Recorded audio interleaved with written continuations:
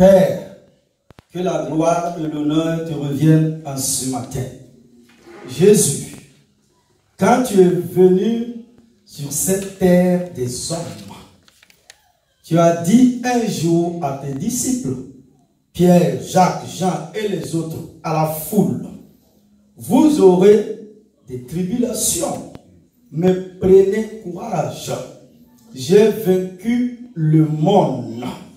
Père, en ce matin, que le feu de ton esprit saisisse les cœurs et les vies maintenant. Seigneur Dieu, visite-nous par ta parole qui est esprit, qui est lumière, qui est vérité, qui est vie maintenant.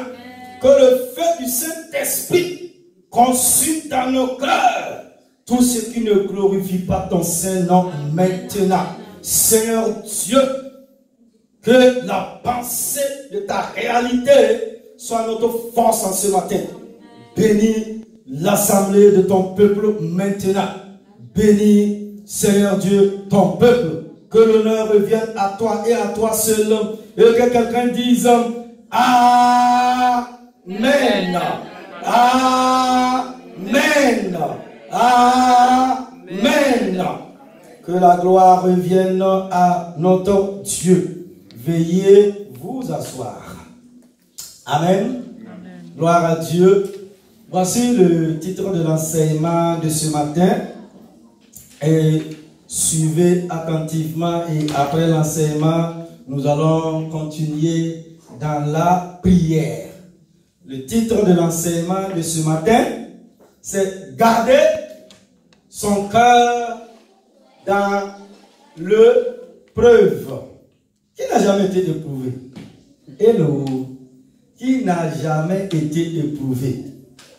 Donc, si je comprends bien, vous avez rencontré des épreuves, des difficultés, bien sûr. Jésus nous dit, gardez son cœur dans l'épreuve. Et comme texte biblique de référence, nous lisons dans l'Ancien Testament, dans le livre de Proverbes au chapitre 4, verset 23. Garde ton cœur plus que toute autre chose, car de lui viennent les sources de la vie.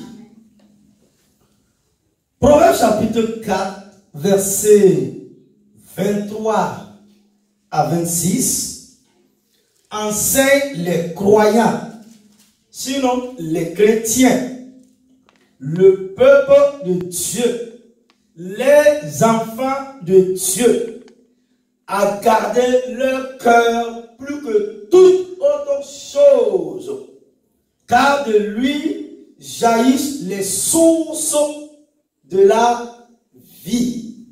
Écarte de ta bouche la fausseté, éloigne de tes lèvres les détours, que tes yeux regardent bien en face et que tes paupières se dirigent droit devant toi. Fais une route droite pour tes pieds et que toutes tes voies soient bien sûres. Nous dit ce passage de la Bible. La Bible nous apprend également que nos pensées influencent notre devenir. Proverbe chapitre 23, verset 7, chapitre 27, verset 19. Notre esprit, pas seulement nos paroles et nos actes, reflètent la personne que nous sommes vraiment.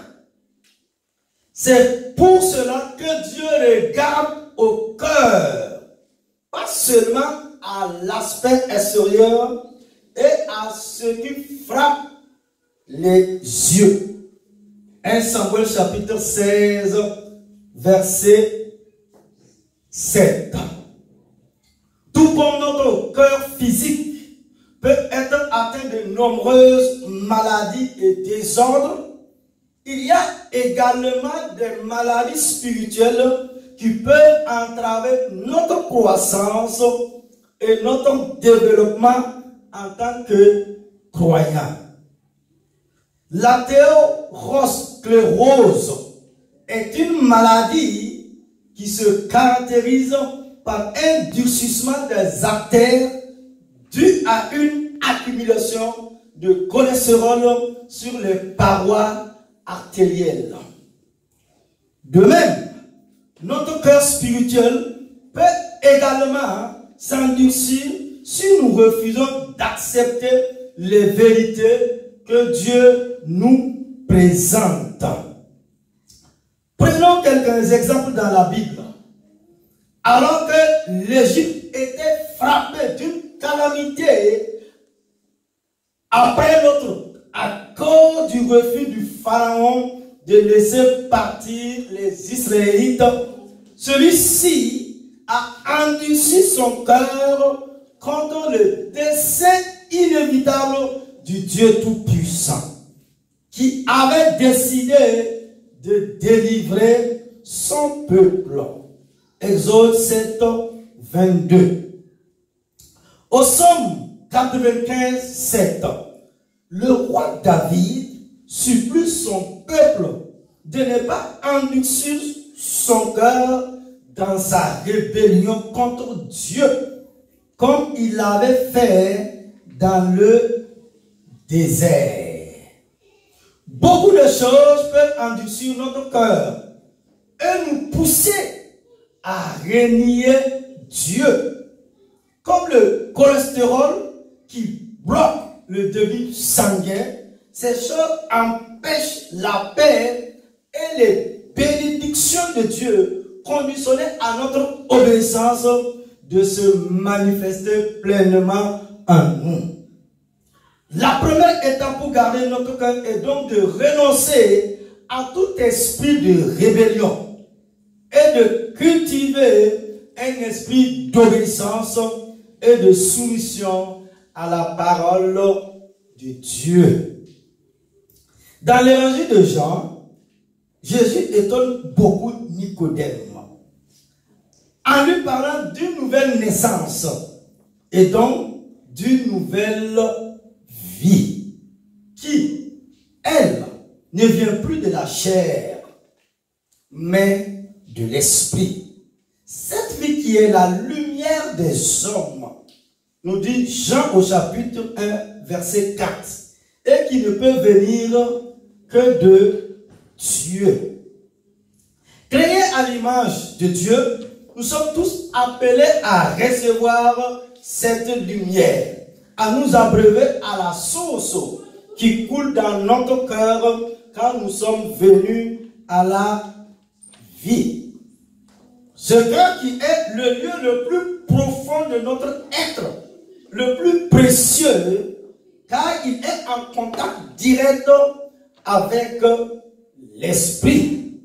Et il faut donc le garder plus que toute autre chose, car il est si fragile et si vite déséché quand l'eau de la grâce ne vient pas irriguer irrégulièrement.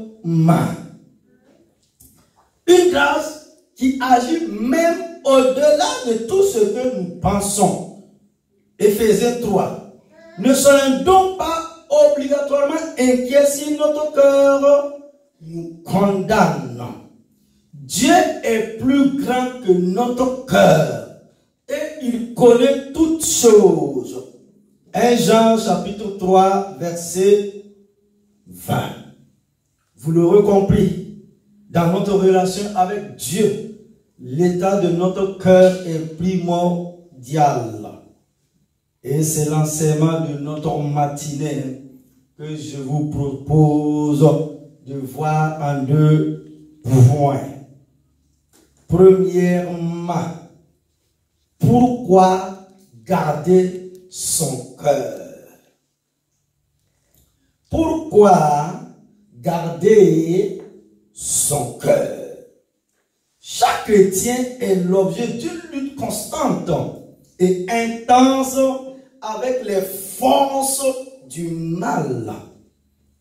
Certains d'entre nous se concentrent tellement sur les aspects extérieurs du combat spirituel que nous en oublions que la bataille la plus importante se déroule dans notre esprit, dans nos pensées et notre cœur.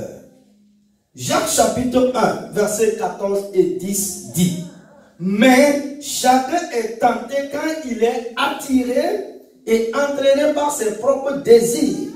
Puis, le désir, lorsqu'il est encouragé, donne naissance au péché. Et le péché, parvenu à son plein développement, a pour fruit la mort. Ne vous y trompez pas, mes frères et sœurs bien-aimés. Le péché commence toujours dans notre cœur et nos pensées. Il est d'abord conçu en esprit avant d'être traduit en acte. Notre première ligne de défense doit donc être de refuser même de penser au mal. L'apôtre Paul nous exhorte à faire toute pensée prisonnière afin de la conformer à la volonté de Dieu. 2 Corinthiens 10, 3 et 5. Proverbe 16, 18 dit que l'arrogance précède la ruine. Proverbe 16, 5 dit: tous ceux dont le cœur est orgueilleux font horreur à l'Éternel. L'orgueil était le premier péché de Satan. Il a cru qu'il pouvait être comme Dieu, a entraîné un tiers des gens avec lui dans sa révolte céleste. Nous dit le prophète Ézéchiel au chapitre 28, verset 17. Et a été jeté du ciel pour cela. Il a également tenté Ève dans le jardin d'Éden en faisant appel à son ego. Mais Dieu sait que le jour où vous en mangerez du fruit interdit, vos yeux s'ouvriront et vous serez comme des dieux.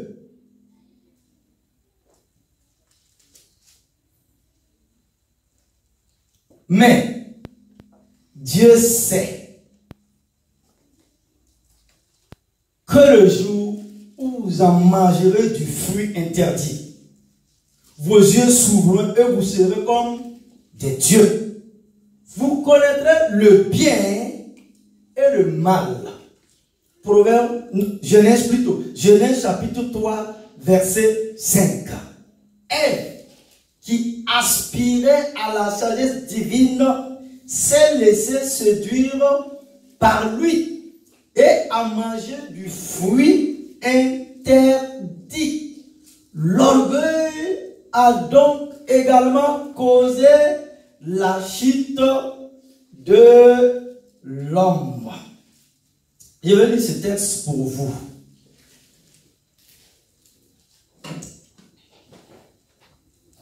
Hello. Il dit, le jour, Satan vient parler à Ève. Et il dit, Dieu sait, le jour où vous allez manger le fruit interdit, vous serez aussi comme Dieu. La tentation est grande. Voici ce que le psalmiste nous dit ici. J'avais dit, vous n'avez pas ce texte ici, hein? J'avais dit, vous êtes des dieux, vous êtes des fils du Très-Haut. Cependant, vous mourrez comme des hommes. Vous tomberez comme un quelconque. Psaume 82, versets 6 et 7. Je reprends ce texte pour vous. Mais Dieu sait que le jour où vous en mangerez du fruit interdit, vos yeux s'ouvriront et vous serez comme Dieu. Vous connaîtrez le bien et le mal. Genèse 3, 5. Ève, qui aspirait à la sagesse divine, s'est laissée séduire par lui et a mangé du fruit interdit. L'orgueil a donc également causé la chute de l'homme. Dieu avait dit à Adam et à Ève, le jour où vous allez manger le fruit interdit, vous allez mourir. Dieu a été clair. Déjà, ils étaient fils de Dieu. Ils avaient cette communion, cette relation avec Dieu. Et Satan vient avec le mensonge, la manipulation, la ruse, pour entraîner l'homme dans la désobéissance. Il dit, vous allez être comme des dieux. Pourtant, le psaume dit, vous êtes des dieux. Mais, comme vous avez désobéi, vous mourrez. Vous tombez comme un prince quelconque. Satan voulait détourner l'homme de l'obéissance à Dieu en le poussant à devenir son propre Dieu, en déterminant lui-même la réalité, le sens de sa vie et ce qui est bien et mal. Pour garder son cœur, il est également important de renoncer à la colère, à l'orgueil et à la tentation. L'apôtre Paul nous exhorte. Enfin, frères et sœurs, portez vos pensées sur tout ce qui est vrai, tout ce qui est honorable, tout ce qui est juste, tout ce qui est pur, tout ce qui est digne d'être aimé, tout ce qui mérite l'approbation, ce qui est synonyme de qualité morale et ce qui est digne de louange. Waouh! Philippiens au chapitre 4, verset 8. Ces choses peuvent constituer une muraille pour protéger nos cœurs. Il est primordial de préserver notre cœur, car c'est avec lui que nous croyons. C'est de notre cœur que proviennent les attitudes et les sentiments importants. Le cœur détermine donc notre vie. Nous sommes seuls responsables de la place que nous laissons les différents sentiments et attitudes occupés dans notre cœur. Notre cœur peut être pollué, par exemple, par de multiples sentiments, l'orgueil, la vengeance, par l'égocentrisme ou par des blessures subies. Un cœur alourdi par toutes ces choses ne peut pas croire. Celui qui ne sait pas croire ne rencontre pas la parole de Dieu qui est la vie. Bon nombre de choses peuvent venir alourdir notre cœur. Alors que des blessures encaissées dans son cœur rendent malade. Lâcher les blessures subies et s'en défaire nous guérit. Aux enfants de Dieu, la possibilité est offerte de se décharger de toutes ces choses. C'est à nous de saisir cette possibilité. Jésus se charge de ce qui nous pèse et nous libère. Et nous donne la liberté et le courage de verbaliser et de résoudre nos problèmes relationnels. En lisant la Bible, nous pouvons prendre soin de notre cœur, mais lisons-la en cherchant la vérité de Jésus. Il ne s'agit pas là d'un savoir théologique, mais il n'est question que d'une personne, Jésus-Christ de Nazareth, la personne divine, la personne de Jésus. La Bible nous connaît mieux que nous nous connaissons nous-mêmes. Permettons qu'elle nous enseigne. Laissons-nous habiter par la parole de Dieu dans notre cœur et non seulement dans notre tête. Et enfin, laissons agir l'amour de Dieu dans nos cœurs, car il est la source de la vie. Garder son cœur ouvert malgré l'épreuve est la solution.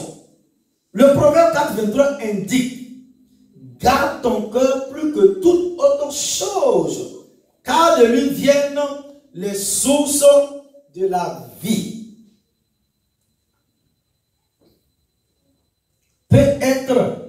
Peut faire écho à d'autres versets comme Luc 12:34. Là, c'est Jésus qui parle ici. Là où est ton cœur, là où est ton trésor, là aussi sera ton cœur. Waouh! Je le prends pour vous, Église. Je le prends. Suivez-moi, suivez-moi. Dieu veut opérer un changement, un miracle de guérison dans ton cœur, dans ta vie.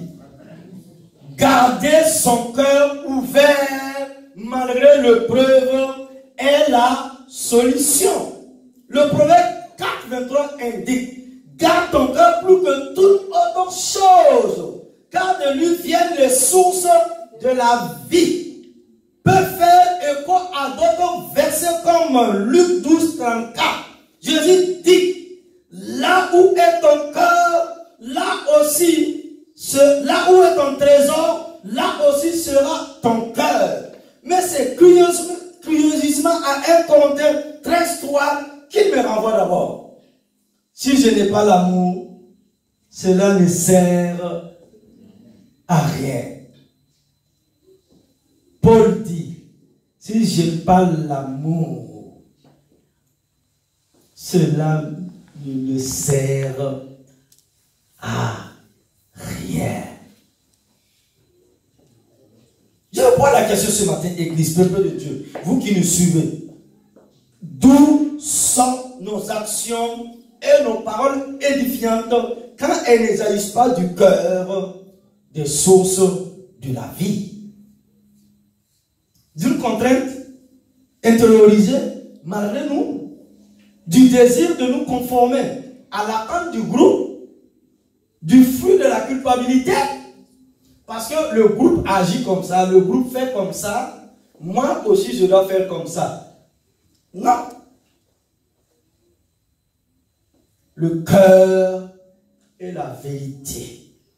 En pratique, nous tous, nous tiendrons tous seuls devant Dieu. Et je ne pourrais pas dire à Dieu: c'est parce que dans le groupe, un tel n'a pas aimé un tel que je n'ai pas aussi aimé. Non, Dieu nous recommande individuellement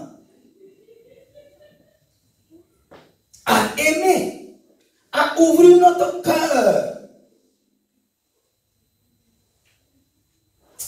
Alléluia.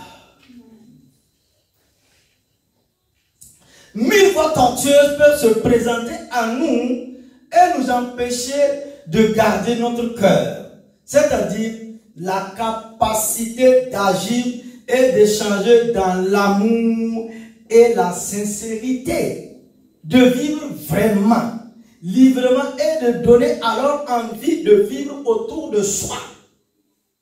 Envie à d'autres de partager ce qui nous anime. Garde son cœur, se le garder ouvert, quoi que l'on fasse ou dise, est donc très, très important. Et nous arrivons à notre deuxième point. Comment garder son cœur?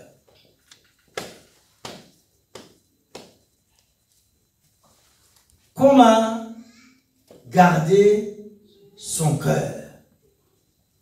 Comment je dois garder mon cœur? Grand 2. Comment garder son cœur en tant que chrétien, en tant qu'enfant de Dieu, en tant que croyant? Je vois essentiellement 4 principes à suivre. Premièrement, aimer Dieu. Pour aimer Dieu pleinement, nous devons penser à la façon dont nous chérissons ceux qui nous sont chers. Lorsque vous aimez vraiment quelqu'un, vous montrez de l'affection à cette personne en passant du temps avec elle, en l'aidant, en faisant preuve de bienveillance envers elle et en lui parlant. Autrement dit, vous démontrez votre appréciation à vos êtres chers par des gestes.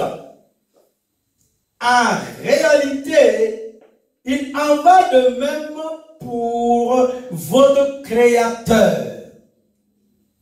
Vous pouvez exprimer votre amour pour Dieu en communiquant avec lui continuellement, en priant avec ferveur et en étudiant régulièrement la Bible. Pour bien aimer Dieu, vous devez centrer votre vie sur lui et sur sa parole, nous dit Moïse. Dans Deutéronome 6, 5. Nous devrons aimer premièrement Dieu.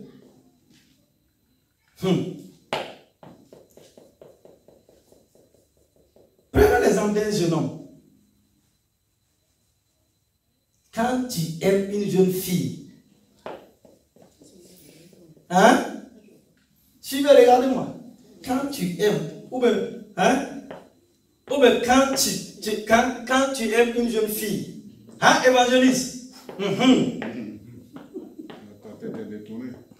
Il dit ta tête est tournée. Ou bien quand la femme aime l'homme. Mon ami, tu peux, tellement il y a l'amour là, hein? Tellement tu l'aimes, oh, alléluia. Non. Tu peux rester au téléphone 1 heure, 2 heures, 3 heures. Bon, je ne sais pas ici en France, mais en Afrique, tu vas chez la fille t'accompagne chez toi. Arrivé chez toi, tu la raccompagnes encore. Elle va et elle vient, va et vient. Tu te lèves le matin, tu penses à elle, tu n'as pas mangé, mais ton ventre est rempli. Parce que tu l'aimes. Comme tu l'aimes, tu vois, elle est tellement jolie, elle est tellement parfaite, il n'y a pas de défaut en elle. Mais le jour où tu vas perdre ton premier amour, c'est pourquoi Apocalypse nous dit, revenez à votre premier amour. Quand tu vas la regarder, tu vas voir même que son nez est même comme ça. Et puis sa bouche est même comme ça. Alors qu'au départ, tu courais là, tu faisais bijoux là, bijoux tu faisais bijoux tu... Donc, est-ce que vous voyez?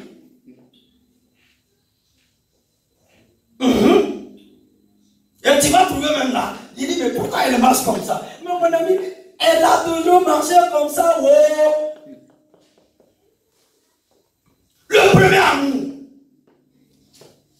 Là, c'est sur le plan naturel, physique. L'homme et la femme. Maintenant, nous ne pouvons pas dire que nous aimons Dieu et nous passons toute la journée. Ça n'est pas lire la Bible. Le minimum pour un chrétien, un enfant de Dieu, par jour, lire ta Bible, 1 heure, prier, minimum 2 heures, 1 heure pour toi et pour ta famille. Avoir cette relation, cette intimité avec Dieu. C'est pourquoi ce matin, mon frère, ma soeur, je t'encourage à aimer l'Éternel, ton Dieu, de tout ton cœur, de toute ton âme, de tout ton être, de toute ta personne, au nom de Jésus de Nazareth. Et Dieu,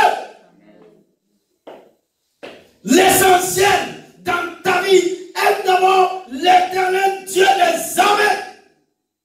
Aime-le, aime-le, il est Dieu. 2.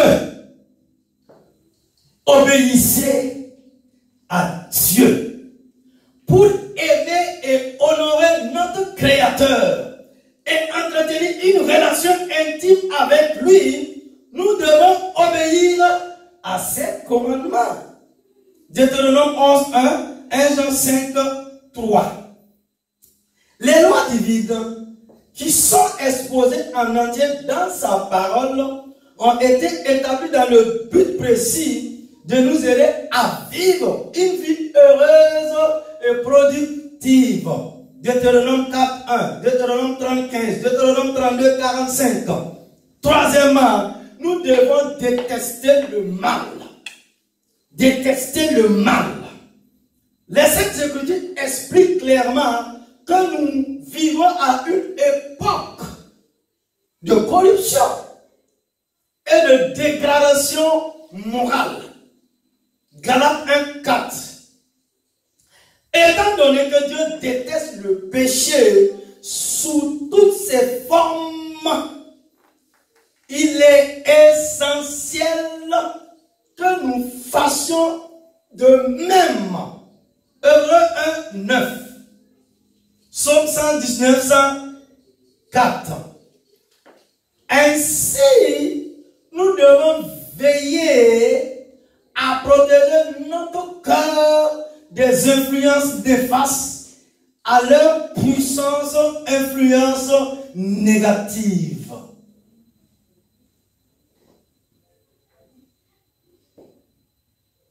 Nous ne devons pas nous conformer à ce siècle présent.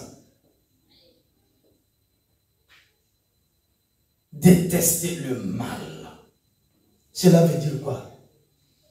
Vivre dans l'amour, vivre dans l'obéissance, vivre dans la sanctification, vivre dans la crainte de l'Éternel Dieu. Observer les lois, les commandements, les ordonnances et les préceptes de l'Éternel Dieu des armées. 4. Aimer la vérité. Nous devrons aimer la vérité. 4. Nous devrons aimer la vérité. Selon Proverbe 23, il faut acquérir la vérité et il ne faut pas la vendre. C'est-à-dire qu'il faut déployer des efforts pour la découvrir et la préserver à tout prix. Une fois que Dieu nous appelle, dans sa grande miséricorde, et qu'il vous ouvre l'esprit aux connaissances bibliques, accrochez-vous à cette vérité et ne lâchez jamais prise, quelles que soient les circonstances. Jean 8:32. Jésus dit quoi? Vous connaîtrez la vérité de la parole de Dieu Et cette vérité vous affranchira.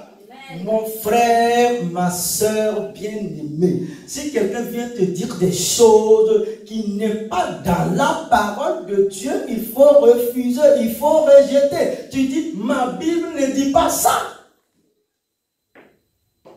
Jésus dit, la connaissance de la vérité de la parole de Dieu va nous délivrer, va nous affranchir, va nous guérir. La parole de Dieu est la vérité. C'est pourquoi au soir de sa vie, dans cette prière sacerdotale, dans Jean chapitre 17, Jésus dit, Père, enseigne par ta parole, car ta parole est la vérité. Jésus a dit quoi?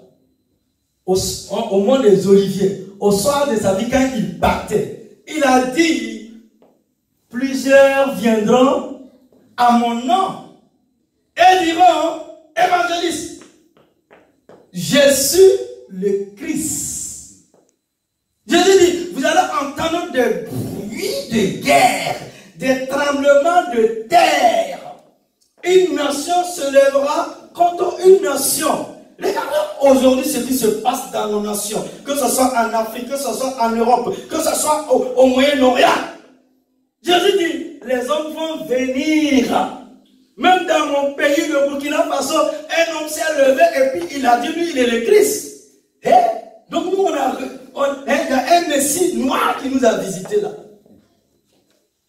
Et il est au sérieux. Ça ne doit pas nous étonner. Oui, ma soeur, Burkina Faso là. Un homme qui a dit, lui, il est le Christ. Et c'est pas fini. Les grands États-Unis, il y a un aussi qui s'est levé et dit, l'homme qui devait venir Jésus, il est là. Et la police américaine a fait comprendre à ce monsieur-là, non, l'homme là, il ne va pas revenir comme ça. C'est trop tôt. Retournons à la parole de Dieu. Jésus a dit, c'est dans les nuées. Il dit, si on vient, ma soeur, te dit une autre prophétie, une autre révélation qui n'est pas dans la parole de Dieu. L'apôtre Paul, l'apôtre de tous les temps, l'homme qui a été élevé jusqu'au 3e siècle, il dit, il a entendu, il a vu des choses que Dieu lui a pas permis de dire ça sur cette terre des hommes. Il dit, quand quelqu'un se lève, dire des choses qui n'est pas dans la parole de Dieu, qu'il soit anathème. Il dit, même un âge, qu'il soit anathème. Nous devons aimer la vérité de la parole de Dieu. Nous devons être comme les chrétiens de Bénin. Ils christaient les saintes écritures de Dieu.